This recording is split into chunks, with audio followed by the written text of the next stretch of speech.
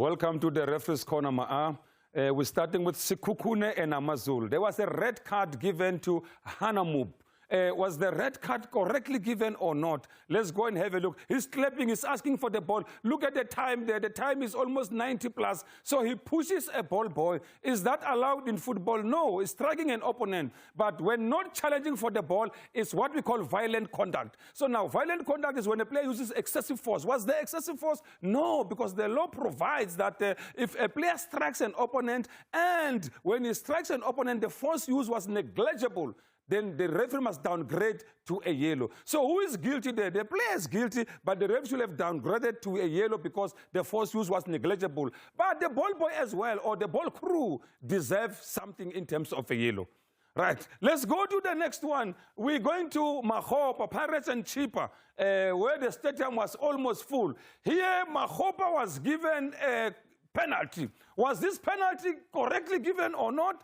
Let's talk about tripping an opponent. Did it happen inside or outside the penalty area? Because for a penalty to be given, it must be inside. But this one is outside the penalty area. So incorrect decision by the referee to give a penalty because the incident happened where?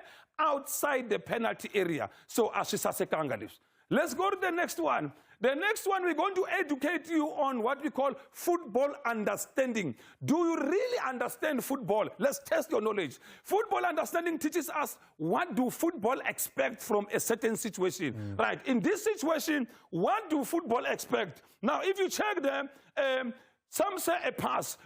A pass, dog. But this one, I call it a push.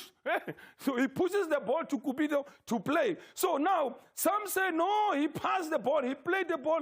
To us who understand football, when you start with a goal kick, you normally don't start like this. And when you pass, you also look at the person that you are passing. So this one, he pushes and looks that way. So this can't be an offense. Look at the pass. This is how a pass is described. This is football understanding. That's a pass. Not this one that was done by Hlungwane Hlungwane, where you look that way, you pass that way. You confuse everyone. So this one, there's no confusion. So this was correct decision by the ref. Even the Chiefs players never protested because they know how Sundowns play. That is what showing tactical awareness. And this level, the referees who are given such games, they must show tactical awareness. This is a top game, top referee must show tactical awareness. Not the small one who will come and give a penalty.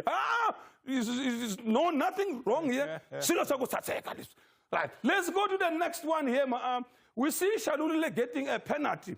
Now, let's go to law.